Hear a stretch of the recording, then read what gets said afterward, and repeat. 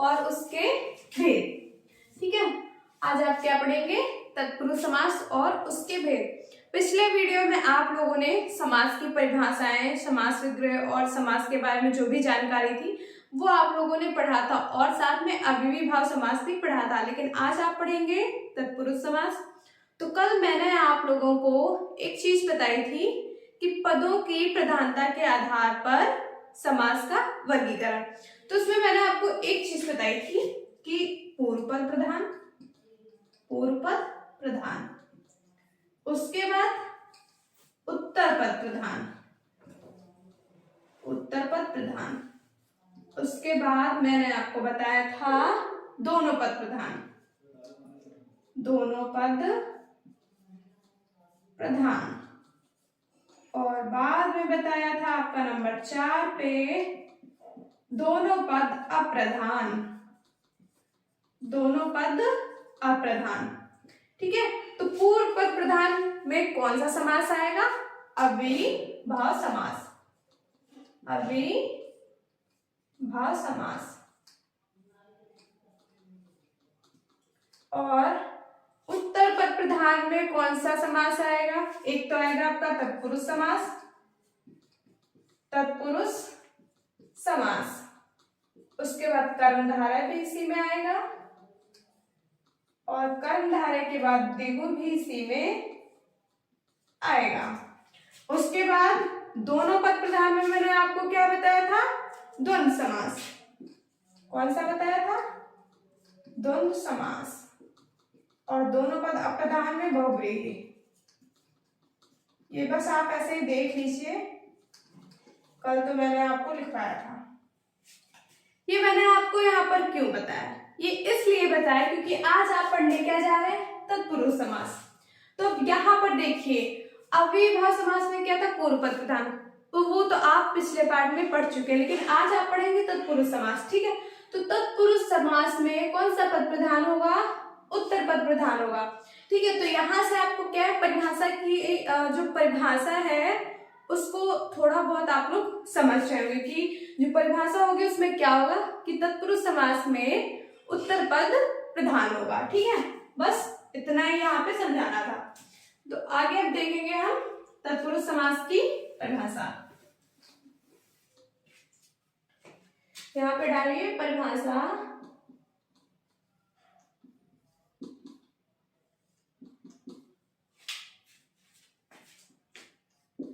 जिस समास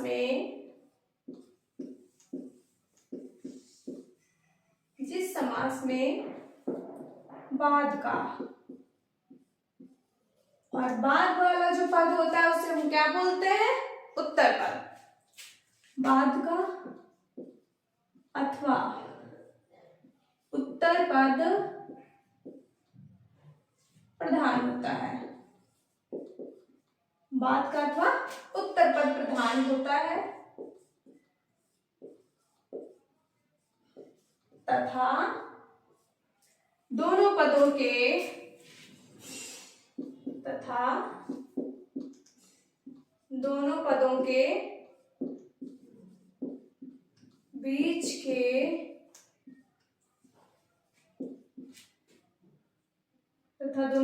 बीच का लिखिए, बीच का कारक चिन्ह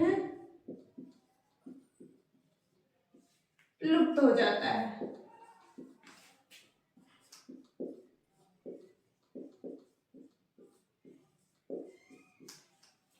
ठीक है, कल मैंने आपको एक बात बताई थी कि समास कैसे बनता है। समास दो पदों से मिलकर बनता है, एक तो आपका होता है उत्तर पद प्रधान और दूसरा होता है पूर्व पद प्रधान। ठीक है, लेकिन पूर्व पद पहले आता है। ठीक है, पहला तो पूर्व पद, उसके बाद उत्तर। पूर्व मतलब पहले, उत्तर मतलब बाद में। ठीक है, तो यहाँ पर परिभाषा देखिए, जिस समास में बाद का मतलब ये होता है क्या? उत्तर पद प्रधान। जिस समास में उत्तर पद प्रधान होता है तथा दोनों पदों के बीच का कारक चिन्ह लुप्त हो जाता है। ठीक है, वही क्या होता है? तत्पुरुष समास होता है। तो समास तो आपका दो पदों से मिलकर बनता ही है, लेकिन उनके बीच में जो कारक चिन्ह होता है वो तत्पुरुष समास में लुप्त हो जाता है। ठीक है, तो उदाहरण देखिए पहले। उदाहरण, यहाँ पे आपने लिख लिया क्या, धर्म का ग्रंथ, धर्म का ग्रंथ, ठीक है, धर्म का ग्रंथ। अब क्या होगा, जब समस्त पद बनेगा तो तत्पुरुष समास की परिभाषा यही कह रही है कि जब समस्त पद बनेगा तो बीच का जो कारक चिन्ह होगा वो लुप्त हो जाएगा, तो ये लुप्त हो जाएगा और क्या बन जाएगा, धर्म ग्रंथ, ठीक है, क्या बन जाएगा, धर्म ग्रंथ।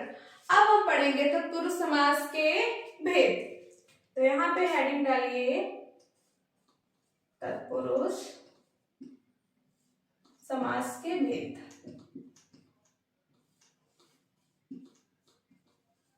ठीक है। तो यहाँ पे लिखिए विभक्तियों के नामों के अनुसार, विभक्तियों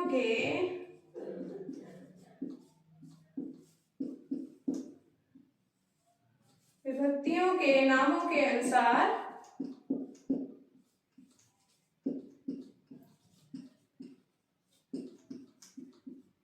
कितने भेद है, 6 भेद हैं।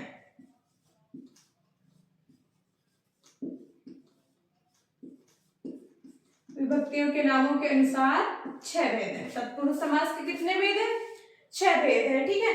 तो कौन कौन से भेद हैं हम ये देखेंगे। तो सबसे पहले तो एक चीज मैं यहाँ पे लिख रही हूँ वो आप लोग याद कर लीजिए, कर्ता ने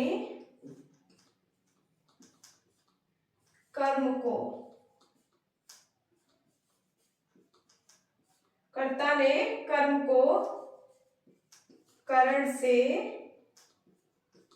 और के द्वारा, से के द्वारा, और उसके बाद संप्रदान, संप्रदान के लिए, संप्रदान के लिए अपादान से,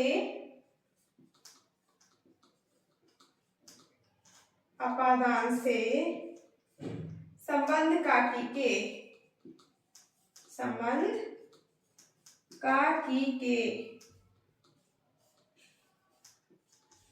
और उसके बाद आएगा अधिकरण,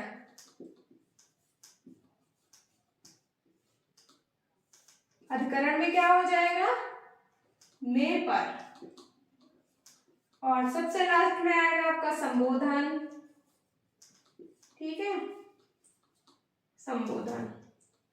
और संबोधन में क्या होगा, हे अरे, हे अरे, ठीक है।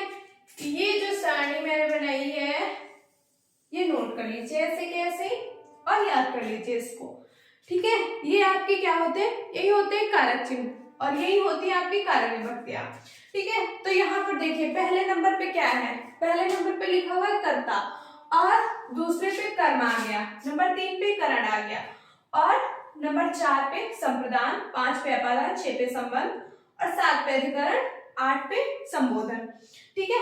अब जो ये आपके तत्पुरुष समास के 6 भेद हैं ये विभक्तियों के नामों के अनुसार है, तो वो कौन से नाम होंगे, तो 6 भेद है इसके, ठीक है। 6 भेद है कौन से, तो सबसे पहले तो आप ये याद कर लीजिए, सारी चीजें आसान हो जाएंगी आपके लिए, ठीक है, बस इसी से।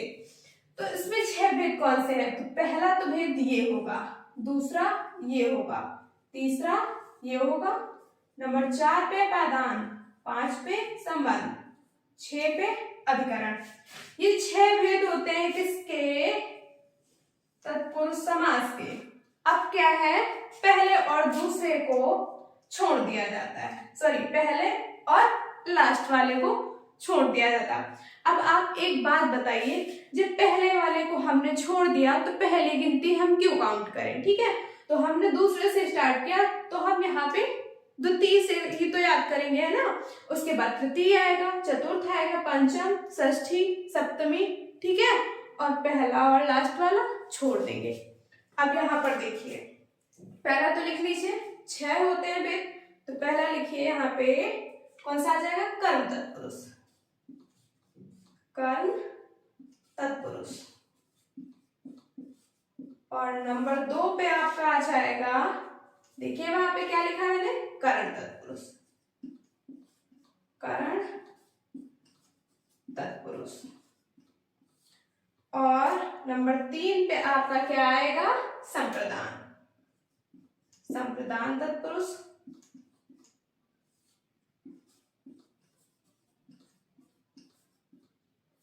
संप्रदान तत्पुरुष। और नंबर 4 डाल लीजिए यहीं पे, 5 6, 4 पे संप्रदान के बाद अपादान,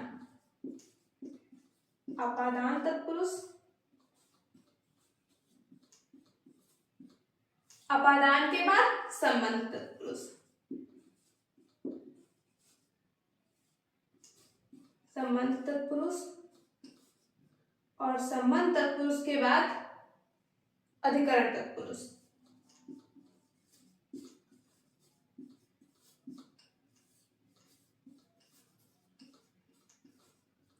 ठीक है, अब इन्हीं ये जो तत्पुरुष मैंने लिखे हुए हैं, कर्म तत्पुरुष, करण तत्पुरुष, संप्रदान तत्पुरुष, अपादान तत्पुरुष और संबंध तत्पुरुष, लास्ट में आपका आता है अधिकरण तत्पुरुष। अब इन्हीं जो तत्पुरुष के ये भेद हैं, इनको दूसरे नामों से भी जाना जाता है। ठीक है, तो वो नाम कौन से हो सकते हैं? अभी मैंने आपको एक बात बताई कि जब हमने पहला लिया ही नहीं है, जब तत्पुरुष समास के भेदों में पहला शामिल ही नहीं करता है, तो हम पहले को क्यों काउंट करें? हम तो दूसरे नंबर से गिनेंगे। ठीक है, तो कर्म की जगह पे हम क्या लिख सकते हैं, द्वितीय तत्पुरुष। क्या लिख सकते हैं, ऐसे नहीं, ऐसे लिखिए, कर्म की जगह पे हम क्या लिख सकते हैं, द्वितीय तत्पुरुष।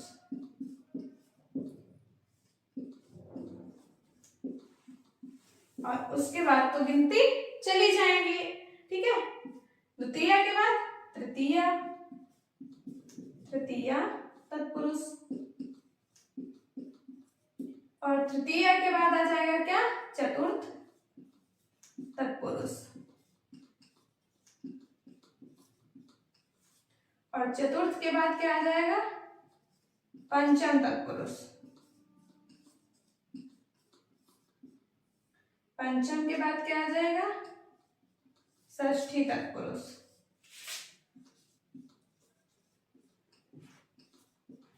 षष्ठी के बाद सप्तमी तत्पुरुष, सप्तमी तत्पुरुष। ठीक है, अब देखिए एक सारणी से मैंने बताया था, ये सारणी लिख लो, मोस्ट इंपॉर्टेंट। तत्पुरुष समास जो है आपका इसी सारणी से कंप्लीट हो जाना है। देखो कर्ता, ये है आपके क्या, कारक चिन्ह। ठीक है, इनको आपने सीरीज से याद कर लिया, जैसे ये मैंने लिखे हैं। ठीक है, ये एक क्रम से लिखे हुए हैं, इनको इन्हीं क्रम में याद करिए। ठीक है, कर्ता ने कर्म को करण से के द्वारा संप्रदान के लिए अपादान से संबंध काकी के और अधिकरण में पर संबोधन है अरे, और पहले और लास्ट वाले को छोड़ देना है, बाकी जितने बीच में बचते हैं वो सभी के सभी तत्पुरुष समास के भेद हैं। ठीक है, एक तो आप इन नामों से समझ जाएंगे जब आप इसको सीरीज से याद कर लेंगे, जैसे ये लिखे हुए, और दूसरे नाम भी इसको आपको यहीं से याद हो जाएंगे कि कर्म जो है वो दूसरे नंबर पे आएगा, तो कर्म तत्पुरुष को हम द्वितीय तत्पुरुष कह सकते हैं। ठीक है, और कर्म तीसरे नंबर पे आएगा तो हम उसको तृतीय तत्पुरुष कह सकते हैं। ठीक है, इसकी परिभाषाओं का भी अंदाजा आप यहीं से लगा सकते हैं। देखिए कर्म में क्या आता है, को आता है, तो जो कर्म तत्पुरुष होगा उसमें क्या होगा, जो को होगा, को कारक चिन्ह होगा, वो लुप्त हो जाएगा समस्त पद बनते वक्त। ऐसे ही करण में क्या होगा, कि से या के द्वारा होगा तो क्या होगा, वो लुप्त हो जाएगा। ठीक है, तो यहाँ से आपको क्या, परिभाषा और दोनों नाम सब याद हो जाएगा। इसलिए ये सारणी मोस्ट इंपॉर्टेंट, बना लीजिए और याद कर लीजिए। ठीक है, तो कर्म तत्पुरुष को द्वितीय तत्पुरुष बोलते हैं, और करण को तृतीय, संप्रदान को चतुर्थ, अपादान को पंचम तत्पुरुष, और संबंध तत्पुरुष को षष्ठी तत्पुरुष, अधिकरण तत्पुरुष को सप्तमी तत्पुरुष बोलते हैं। अब एग्जाम में क्वेश्चन यहाँ से कैसे आता है, यहाँ अभी जब मैं आपको परिभाषा बताऊंगी तो कभी कभी क्या पूछ लिया जाता है कि कर्म तत्पुरुष, कभी तो डायरेक्ट आ जाता है कि इसमें अव्ययीभाव समास है या फिर द्विगु है या फिर तत्पुरुष है, वो तो बात अलग की है, ठीक है। लेकिन कभी कभी क्या होता है कि ये पूछ लिया जाता है कि इसमें कर्म तत्पुरुष है या फिर करण तत्पुरुष है या फिर संबंध तत्पुरुष है। और कभी कभी कर्म, करण और संबंध ना देके द्वितीय, तृतीय, चतुर्थ पूछ लिया जाता है, ठीक है। तो आपको जब ये सीरीज याद होगी तो आप बता सकते हैं कि कर्म में तो को आता है, और जैसे विग्रह करेंगे आप उसका समास विग्रह करेंगे और को आया तो आप बता देंगे क्या, कर्म आएगा। और कर्म किस नंबर पे आता है, कर्म और दूसरे नंबर पे आता है जब पहले से आप इससे काउंट करेंगे इस तरफ से, ठीक है। तो कर्म कौन से कर्म को और क्या बोल सकते हैं, द्वितीय तत्पुरुष, ठीक है। तो इतना नोट कर लीजिए आप लोग, मोस्ट इंपॉर्टेंट ये सारी चीजें हैं, ठीक है। उसके बाद हम बात करेंगे तत्पुरुष के जो भेद है उनकी परिभाषाएं देखेंगे। मैं इसको रफ करती हूँ।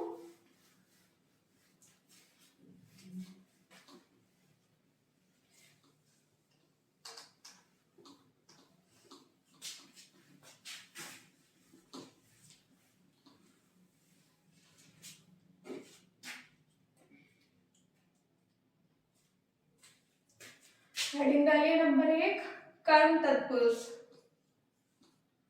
कर्म तत्पुरुष। और इसी को हम क्या बोलते हैं, द्वितीय तत्पुरुष, है ना, द्वितीय तत्पुरुष।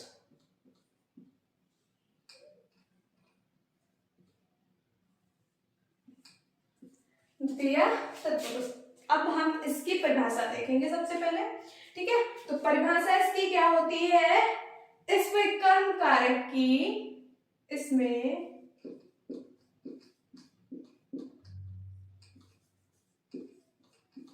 कर्म कारक की, इसमें कर्म कारक की विभक्ति और कर्म कारक, कर्म में कौन सा आता है, कर्ता ने कर्म को, तो यहाँ पर क्या हो जाएगा, इसमें कर्म कारक की विभक्ति को का लोप हो जाता है। कितनी आसान हो गई आपके लिए परिभाषा, व्यक्ति को का लोप हो जाता है।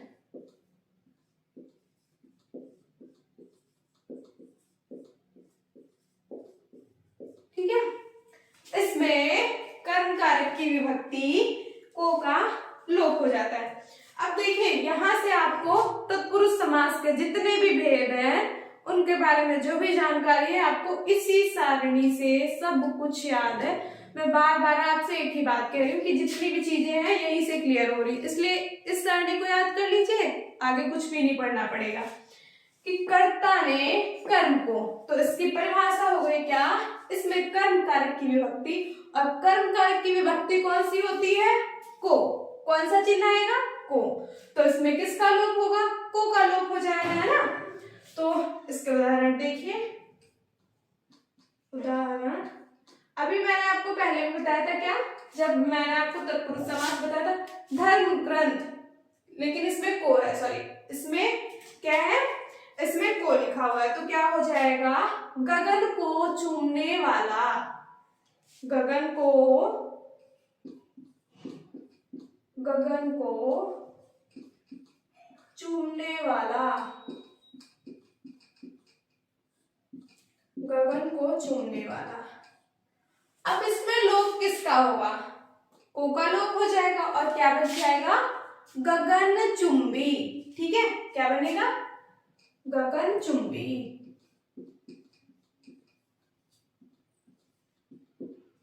गगन चुंबी, और किसका लोप हो गया, को का लोप हो गया। ठीक है, तो गगन चुंबी का जो समास विग्रह होगा वो क्या हो जाएगा, गगन को चूमने वाला। ये आपका क्या है, कल बताया था मैंने आपको, इसको क्या बोलेंगे, समस्त पद या सामासिक पद, समस्त पद। ठीक है, और ये क्या है, समास विग्रह, यहाँ पे मैं लिखे देती हूं, समास विग्रह। ठीक है,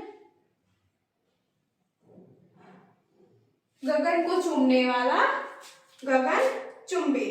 उसके बाद देखो रथ चालक, रथ को चलाने वाला, रथ को चलाने वाला, तो क्या हो जाएगा, रथ को चलाने वाला, रथ चालक है ना,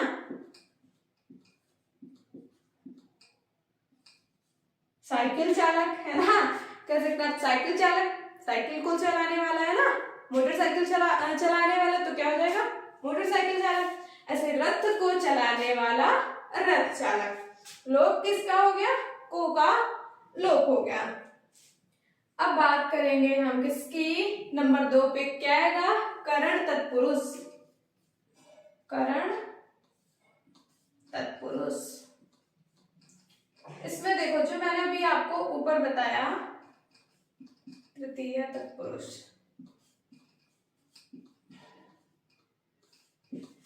जो ये वाला एग्जाम्पल है आपका ना गगनचुंबी, ये आपके एग्जाम में मोस्ट इंपॉर्टेंट, ये ना आ जाता है क्योंकि ये बढ़िया सा है, अच्छा एग्जाम्पल है ना, तो ये आ सकता है और आ भी चुका है। तो इसमें इसकी भी परिभाषा हम देखेंगे।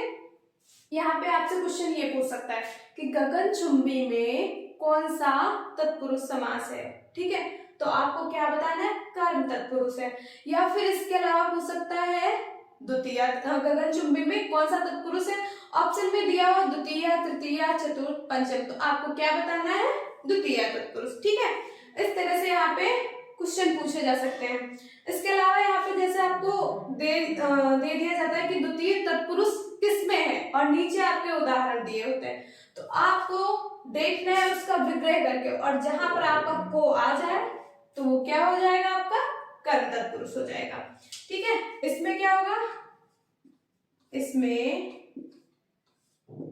करण कारक, करण कारक की विभक्ति, करण कारक की विभक्ति कौन सी होगी, देखिए सारणी में मैंने क्या लिखा है, से के द्वारा, से और के द्वारा,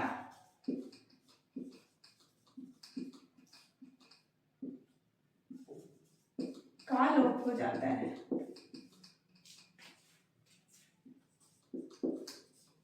का लोप हो जाता है।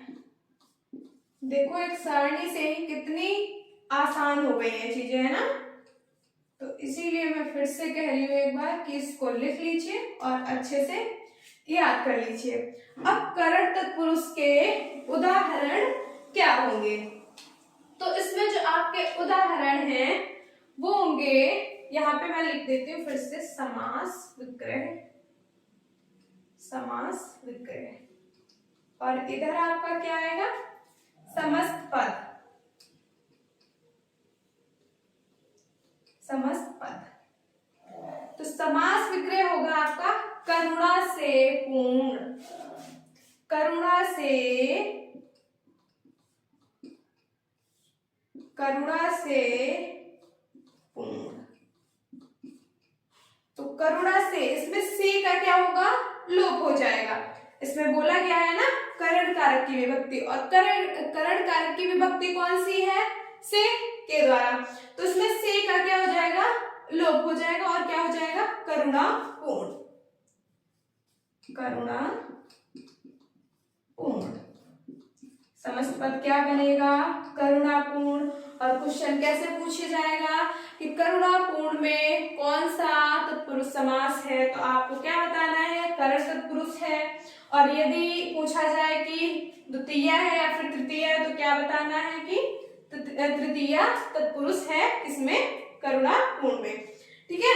उसके बाद देखिए रथ चालक, रथ चालक नहीं सॉरी, भयाकुल, भयाकुल, सॉरी सॉरी सॉरी, भयाकुल इधर नहीं होगा, भय से आकुल, भयाकुल नहीं, भय से आकुल। अब यहाँ पे हम क्या लिखेंगे, भयाकुल। भयाकुल आपका क्या है, समस्त पद है, ठीक है, भयाकुल क्या है, समस्त पद है। भय से आकुल, से का क्या हो गया, लोप हो गया और क्या बन गया, भयाकुल। ठीक है, अब हम आगे बात करेंगे संप्रदान, संप्रदान तत्पुरुष की। इतना नोट कर लीजिए आप लोग, फिर इसको रफ करती हूं मैं। और भी इसमें हो सकते हैं, जैसे मन से चाहा, मन चाहा, है ना।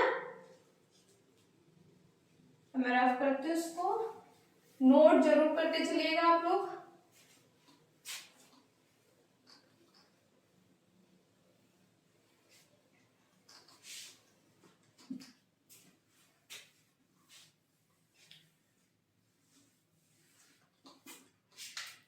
नंबर 3, और नंबर 3 पे क्या आएगा, संप्रदान तत्पुरुष।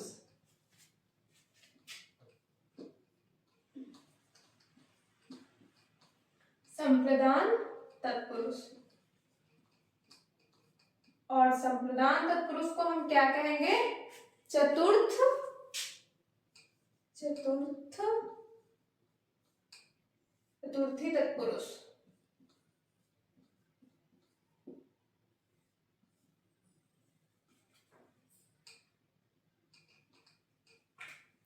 चतुर्थ तत्पुरुष, ठीक है। इसकी हम परिभाषा देखेंगे सबसे पहले। इसमें संप्रदान,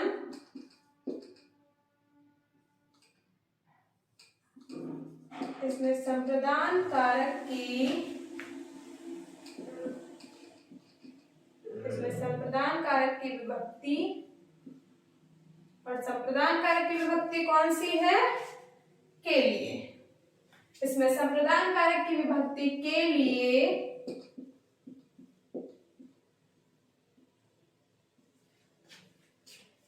का लोप हो जाता है।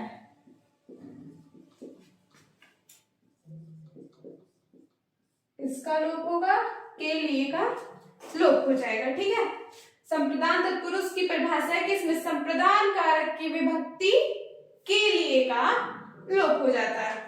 इसके उदाहरण देखेंगे, उदाहरण, ठीक है। तो उदाहरण इसके होंगे, यहाँ पर लिख लीजिए, समास विग्रह है ना, समास विग्रह, और इधर आपका क्या आ जाएगा, समस्त पद।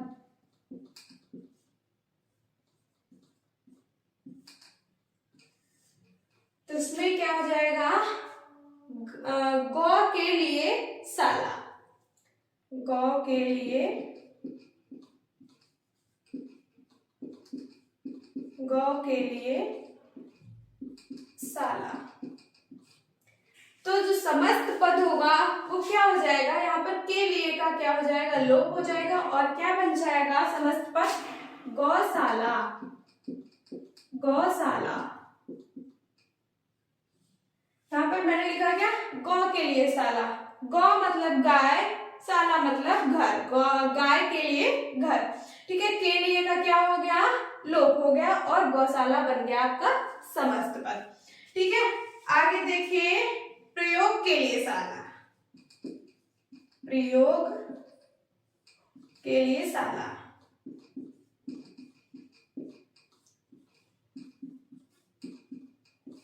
तो इसमें क्या हो जाएगा, के लिए का लोप हो जाएगा, और क्या बनेगा समस्त पद, प्रयोग साला,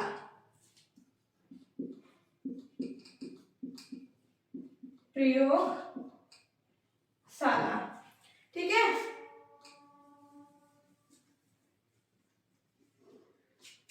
गौ के लिए साला, गौशाला, प्रयोग के लिए साला, प्रयोगशाला। ठीक है, स्नान के लिए घर, स्नान घर, स्नान के लिए घर। तो क्या हो जाएगा, स्नान घर, स्नान घर। देखिए, के लिए का लोप हो गया, और स्नान और घर मिलकर समस्त पद बन गए। ठीक है, उसके बाद बात करेंगे नंबर 4 पे, कौन सा है, अपादान तत्पुरुष।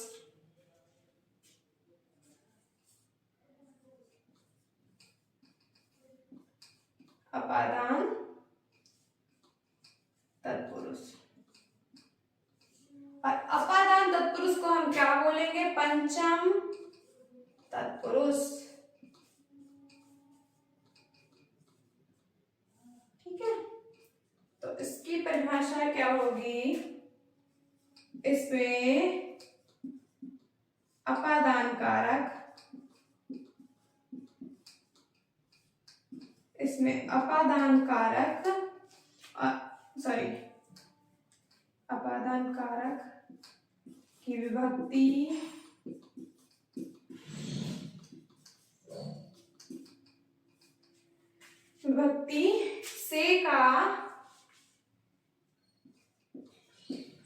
से और से का यहाँ पर अर्थ होगा अलग होने का भाव, अलग होने का भाव।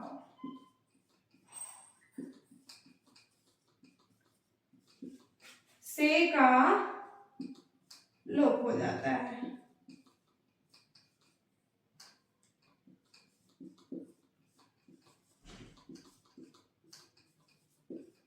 ठीक है, इसमें क्या होगा? इसमें अपादान कारक की विभक्ति से का लोप हो जाता है। ठीक है, देखिए अपादान के आगे से लिखा हुआ, तो से का अर्थ यहाँ पर है अलग होने का भाव। उदाहरण देखिए, उदाहरण इसका होगा, यहाँ पर लिख लीजिए समास विग्रह। और ये है आपका समस्त पद।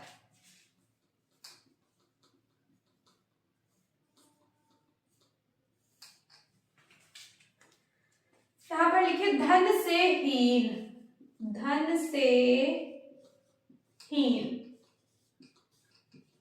और से का क्या हो जाएगा? लोप हो जाएगा और बन क्या जाएगा? समस्त पद धनहीन, धनहीन। उसके बाद देखिए ऋण मुक्त, ऋण मुक्त, तो इसका समास विग्रह क्या होगा? ऋण के लिए मुक्त, सॉरी ऋण से मुक्त, ऋण से मुक्त, ऋण से मुक्त। और से का क्या हो जाएगा? लोप हो जाएगा, तो क्या बन जाएगा? ऋण मुक्त, ऋण मुक्त। ठीक है, ये तो बात हो गई आपकी अपादान तत्पुरुष की। ठीक है, तो इसके बाद हम पढ़ेंगे क्या? दो भेद आपके और बचे, एक तो संबंध, दूसरा अधिकरण। ठीक है, तो इतना नोट कर लीजिए आप लोग, मैं रफ करके आगे बताती हूँ। यहाँ पर आपसे ये पूछा जा सकता है कि धनहीन में कौन सा तत्पुरुष समास है? ठीक है, तो कौन सा है? अपादान तत्पुरुष है। और यदि द्वितीय तृतीय में पूछ रहा है, ऑप्शन द्वितीय तृतीय में करके दिए, तो कौन सा हो जाएगा? पंचम तत्पुरुष। ठीक है,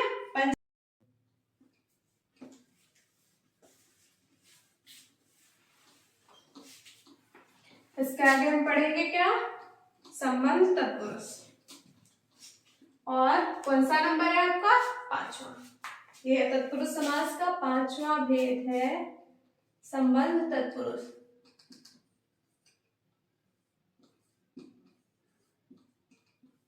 और इसका दूसरा नाम कौन सा है? षष्ठी तत्पुरुष, षष्ठी तत्पुरुष। ठीक है, तो इसकी परिभाषा क्या होगी? इसमें संबंध तत्पुरुष, सॉरी इसमें संबंध कारक, इसमें संबंध कारक की विभक्ति, इसमें संबंध कारक की विभक्ति, संबंध कारक की विभक्ति कौन सी होगी? क्या लिखा हुआ है यहाँ पे देखिए? का, की, के। ठीक है, तो यहाँ पर लिख दीजिए भाई, विभक्ति का, की, के।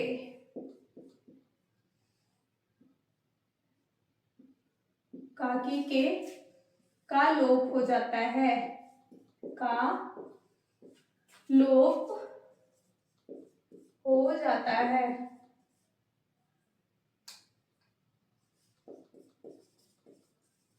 ठीक है, ये का अलग है, इसको इसमें मत समझिएगा। इसमें क्या है, का की के का लोप हो जाता है। तो संबंध तत्पुरुष है और लिखा क्या है, इसकी विभक्ति कौन सी है, का की के, लोप किसका होगा, का की के का लोप हो जाएगा। उदाहरण देखिए, उदाहरण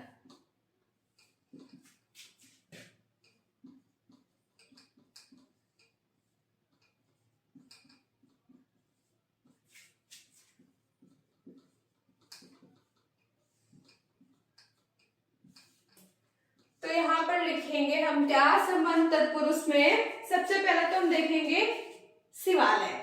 ठीक है, तो शिवालय हम यहाँ पर जब समास विग्रह करेंगे तो क्या होगा, शिव के लिए आलय। ठीक है, नहीं, शिव का आलय, क्या होगा, शिव का आलय, शिव का आलय। और यहाँ पर क्या होगा, का जो है, का जो कारक चिन्ह है इसका लोप हो जाएगा और क्या बन जाएगा, शिव और आलय मिलके क्या बनाएंगे, समस्त पद, और क्या बन जाएगा, शिवालय। शिवालय मतलब शिव जी का घर, है ना, शिवालय। उसके बाद देखेंगे हम क्या, पराधीन, तो क्या हो जाएगा, पर के अधीन, पर के अधीन, तो क्या हो जाएगा, पराधीन। पराधीन, पर के अधीन मतलब दूसरे के अधीन, है ना, पर का मतलब यहाँ पे दूसरे से है। ठीक है, तो यहाँ पर क्या हुआ, के का लोप हो गया और क्या बन गया, पराधीन बन गया। ठीक है, उसके बाद देखिए, उसके बाद आपका आ जाएगा, आगे आप देखेंगे क्या हो जाएगा, राजा का पुत्र, राजा का पुत्र, राजा का पुत्र, तो क्या हो जाएगा, राजा का पुत्र, और का क्या हो जाएगा, लोप हो जाए तो लोप हो जाएगा, तो क्या बन जाएगा समस्त पद, राजपुत्र, राजपुत्र। ठीक है, नोट करिए। उसके बाद बात करते हैं अगले की। अब नंबर 6 पे क्या आएगा आपका, अधिकरण तत्पुरुष। कौन सा आएगा, अधिकरण तत्पुरुष। और अधिकरण तत्पुरुष को हम क्या कहेंगे, सप्तमी तत्पुरुष, सप्तमी तत्पुरुष। और इसकी परिभाषा क्या हो जाएगी, इसमें अधिकरण कारक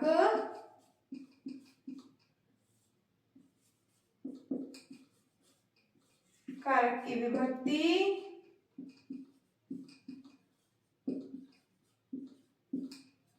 और अधिकरण कारक की विभक्ति कौन सी है, कौन से कारक चिन्ह इसमें है, में, पर। तो यहाँ पर क्या लिख देना है, इसमें अधिकरण कारक की विभक्ति में, पर का लोप हो जाता है, में पर का लोप हो जाता है। तो इसके भी हम क्या देखेंगे, उदाहरण।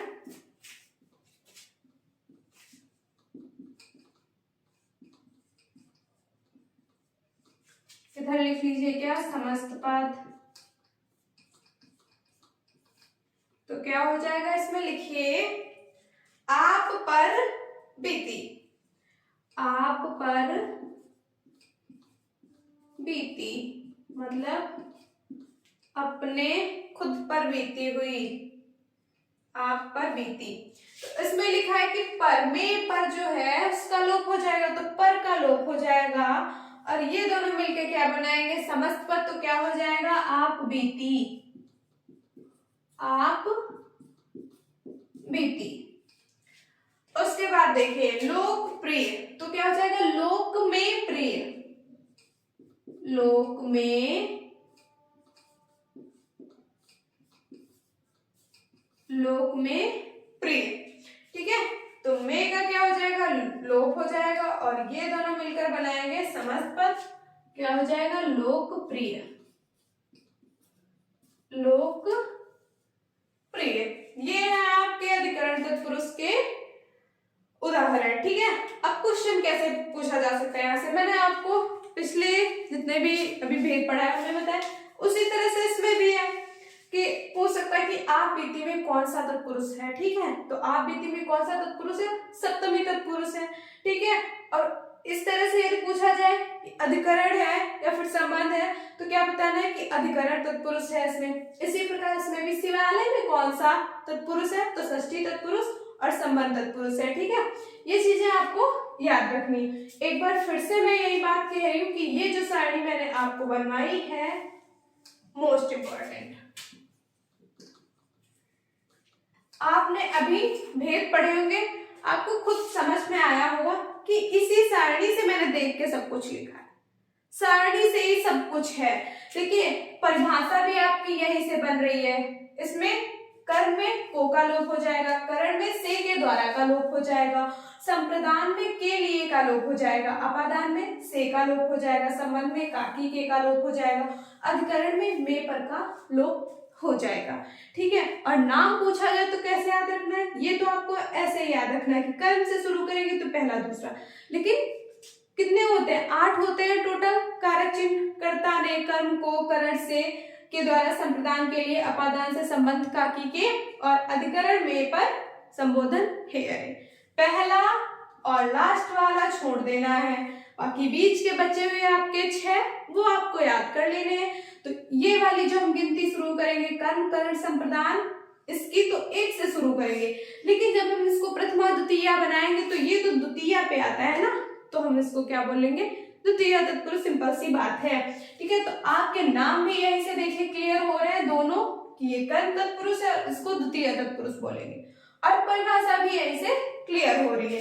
और जब आपको ये याद रहेगा, आप देखेंगे क्या, उदाहरण पेपर में जो दिया हुआ है, जैसे उसका समास विग्रह अपने माइंड में करेंगे और को आया तो आप तुरंत क्या बताएंगे कि कर्म तत्पुरुष है, ये द्वितीय तत्पुरुष है ना। इसी प्रकार से ये सारणी बस बना लीजिए, आपको तत्पुरुष समास के भेद याद हो जाएंगे। ठीक है, तो बाकी के समास जो है वो हम अगले पार्ट में पढ़ेंगे। आज के लिए इतना ही, आशा करती हूँ आपको सारी चीजें समझ में आई होंगी, और यदि आपको मेरा वीडियो पसंद आया तो लाइक, सब्सक्राइब और शेयर जरूर करिए। धन्यवाद।